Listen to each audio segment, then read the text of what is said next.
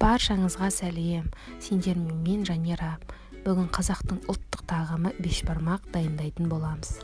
Бізге керегі үлкен ыдысымызға суымызды құйып, ішіне қазымызды, етімізді салып, қайнатамыз.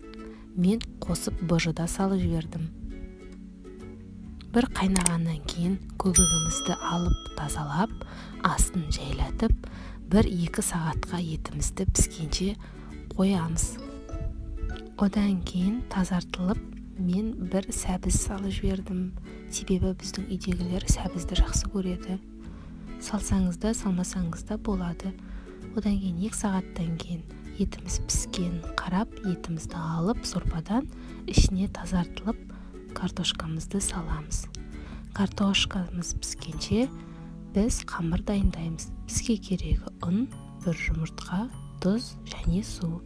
Қамырымызды қаттылау қылып елейміз. Елеп болған қамырымызды жарты сағатқа қойып қоямыз. Одан кейін піскен картошкамызды сорпамыздан алып,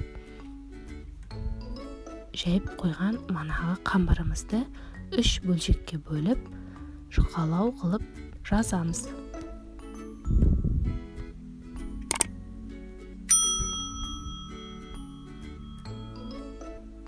Қамырымызды жайғаннан кейін дәл осы видеодағыдай қылып кесіп қоямыз.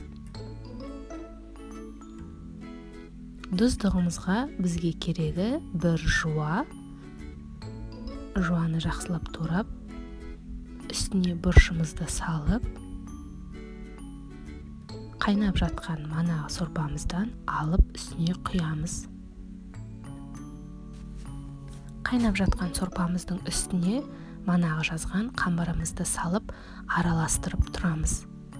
Қамырымыз езіліп кетпеу үшін қарап тұрамыз.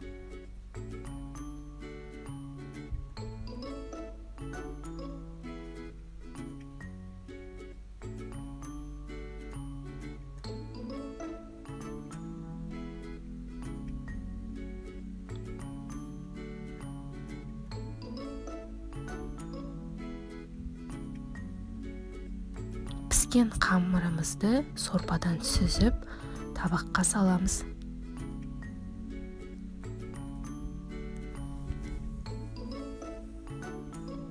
Одан кейін етімізді турап, бетіне салып шығамыз. Одан кейін морковымызды, картошкамызды бәрін дәл осы видеодағыдай қылып, жан-жағына айналасына салып шығамыз. Еттен кейін бетіне қазымызды қоямыз. Одан кейін бір шетіне быжымызды саламыз. Айтпақшы, менің келесі видеомда быжыны қалай жасау керек екені видеосы бар, көріп қарасаңыз болады. Келесі салатынымыз бұл жүгері.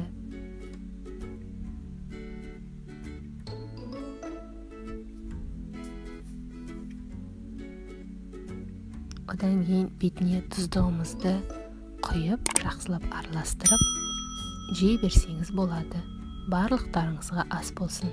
Менің каналыма тіркеліп, лайк басуды ұмытпаңыздар.